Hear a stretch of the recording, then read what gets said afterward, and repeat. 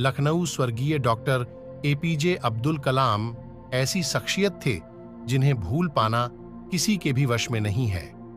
कलाम न सिर्फ एक वैज्ञानिक थे बल्कि लेखक, राजनेता, समाज सेवी भी। कलाम का बच्चों के प्रति जो लगाव था वह किसी से भी छिपा नहीं है। अब्दुल कलाम बच्चों के बीच इतना लोकप्रिय हैं, इसकी मुख्य वजह थी उनका खुद बच्चों के बीच सीधा संवाद स्थापित करना। कलाम साहब खुद बच्चों को पत्र लिखकर संदेश भेजते थे। यही नहीं, कलाम साहब जिस तरह से अपने साथ काम करने वाले लोगों के प्रति अपना सब कुछ समर्पित करते थे। कलाम साहब ने देश को वर्ष 2020 तक एक विकसित देश के रूप में स्थापित करने का सपना देखा था, लेकिन इस सपने के पीछे कलाम साहब के जीवन से जुड़ी बेहद प्रेरणादायी घटनाओं जो आपको हमेशा उनके पदचिन्हों पर चलने के लिए प्रेरित करेगी। थुम्बा में अपने साथ काम करे कर्मचारियों के बच्चों को कलाम साहब प्रदर्शनी दिखाने के लिए ले गए थे, क्योंकि कर्मचारी ने अपने बच्चों से घुमाने ले जाने का वादा किया था, लेकिन काम की व्यस्तता की वजह से भूल गया था। अब्दुल कलाम पायलट बनना चाहते थे, लेकिन देहरादून एयरफोर्स अकादमी में कुछ नंबर कम मिलने की वजह से उनका चयन नहीं हो सका और वह मिसाइल मैन बन गए।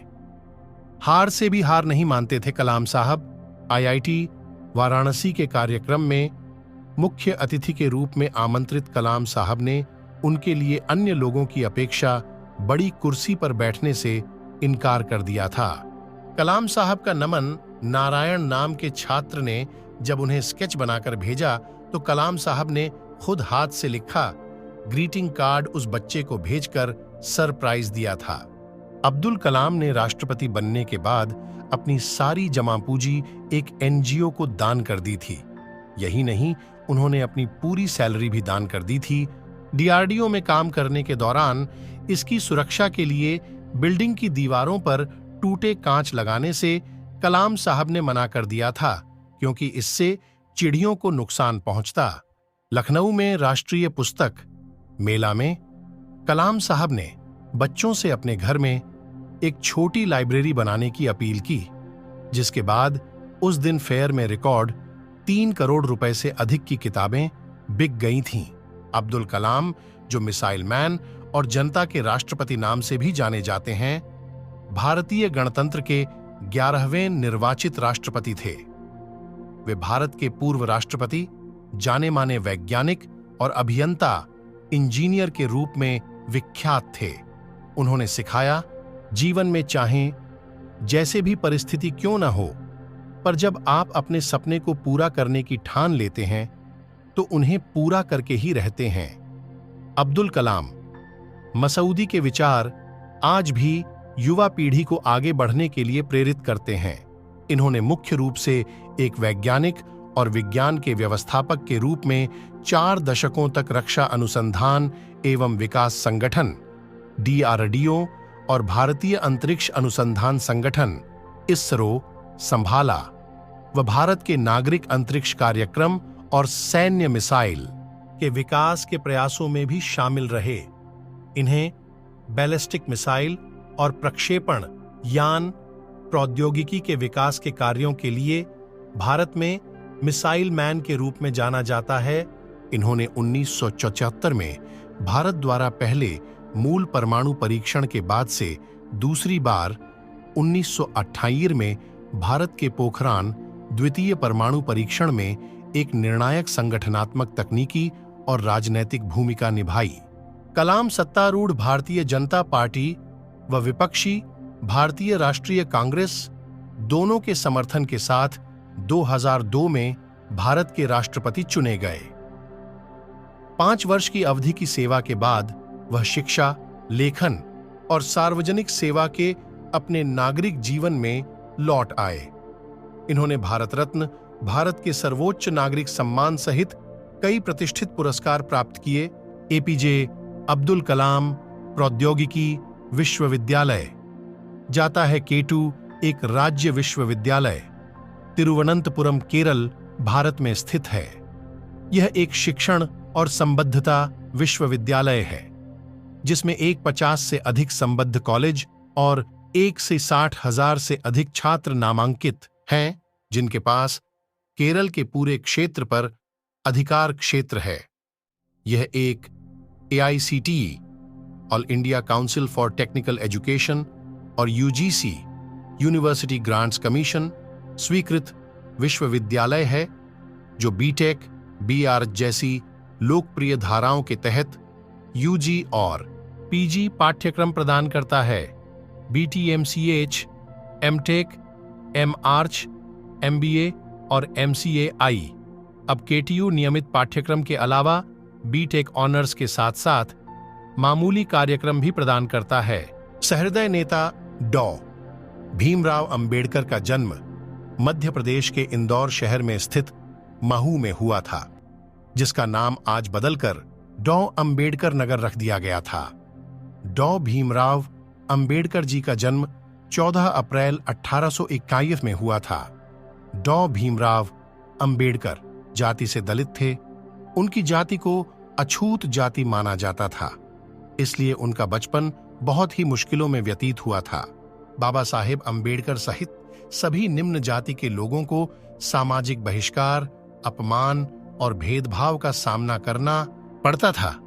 आइए और इस ब्लॉग में विस्तार से जानते हैं डॉक्टर और उनके पिता मुंबई शहर के एक ऐसे मकान में रहने गए जहां एक ही कमरे में पहले से बेहद गरीब लोग रहते थे, इसलिए दोनों के एक साथ सोने की व्यवस्था नहीं थी। तो बाबा साहेब अंबेडकर और उनके पिता बारी बारी से सोया करते थे। जब उनके पिता सोते थे तो डॉ. भीमराव अंबेडकर दीपक की हल्की सी रोशनी में पढ़ते थे। भीमराव अंबेडकर संस्कृत पढ़ने के इच्छुक थे, परंतु छुआछूत की प्रथा के अनुसार और निम्न जाति के होने के कारण वे संस्कृत नहीं पढ़ सकते थे। परंतु ऐसी विडंबना थी कि विदेशी लोग संस्कृत पढ़ सकते थे। भीमराव अंबेडकर जीवनी में अपमानजनक स्थितियों का सामना करते हुए डॉ. भीमराव अंबेडकर ने धैर्य और वीरता से अपनी स्कूली शिक्षा प्राप्त की और इसके बाद कॉलेज की पढ़ाई। डॉ. भीमराव अंबेडकर ने 1907 में मैट्रिकुलेशन पास करने के बाद एली फिंस्टम कॉलेज में 1912 में ग्रेजुएट हुए। 1913 और 15 प्राचीन भारत व्यापार पर एक शोध प्रबंध लिखा था। डॉ. भीमराव अंबेडकर ने 1915 में कोलंबिया विश्वविद्यालय से अर्थशास्त्र में MA की शिक्षा ली। 1917 में PhD की उपाधि प्राप्त कर ली। National development for India and analytical study विषय पर उन्होंने शोध किया। 1917 में ही लंदन स्कूल ऑफ इकोनॉमिक्स में उन्होंने दाखिला लिया, लेकिन साधन के अभाव के कारण वह अपनी शिक्षा पूरी नहीं कर पाए। कुछ समय बाद लंदन जाकर लंदन स्कूल ऑफ इकोनॉमिक्स से अधूरी पढ़ाई उन्होंने पूरी की। इसके साथ साथ MSc और बार 8 लॉ की डिग्री भी प्राप्त की। अपने युग के सबसे ज्यादा पढ़े लिखे राजनेता और एवं विचारक थे। भीमराव अंबेडकर जीवनी कुल 64 विषयों में मास्टर थे। 9 भाषाओं के जानकार थे। विश्व के सभी धर्मों के रूप में पढ़ाई की थी।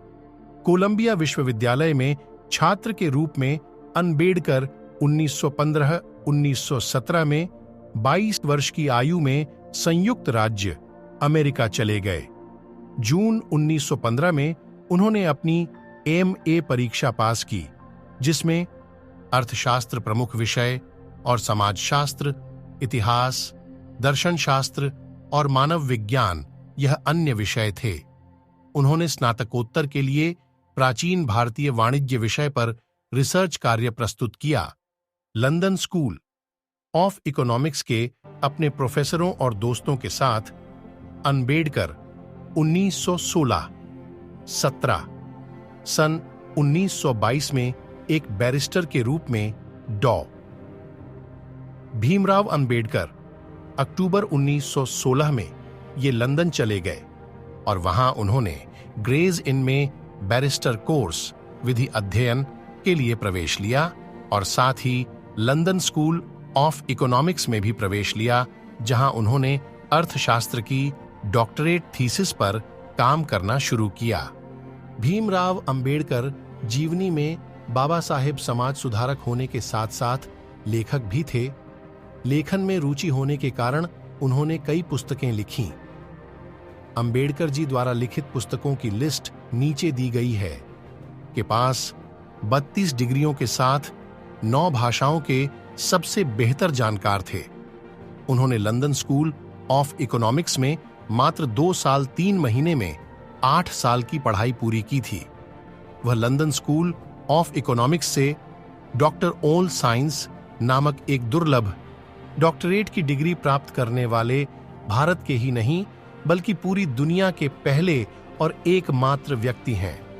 प्रथम विश्व युद्ध की वजह से उनको भारत वापस लौटना पड़ा। कुछ समय बाद उन्होंने बड़ौदा राज्य के सेना सचिव के रूप में नौकरी प्रारंभ की। बाद में उनको Sydenham college of commerce and economics में राजनीतिक अर्थव्यवस्था के प्रोफेसर के रूप में नौकरी मिल गई। कोल्हापुर के शाहू महाराज की मदद से एक बार फिर वह उच्च शिक्षा के लिए लंदन गए। डॉ.बी.आर. अंबेडकर ने इतनी असमानताओं का सामना करने के बाद सामाजिक सुधार का मोर्चा उठाया। अंबेडकर जी ने ऑल इंडिया क्लासेस एसोसिएशन का संगठन किया। सामाजिक सुधार को लेकर वह बहुत प्रयत्नशील थे।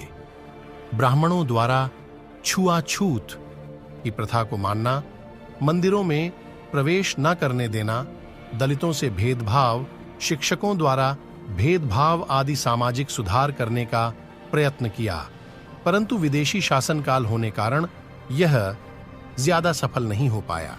विदेशी शासकों को यह डर था कि यदि यह लोग एक हो जाएंगे तो परंपरावादी और रूढ़िवादी वर्ग उनका विरोधी हो जाएगा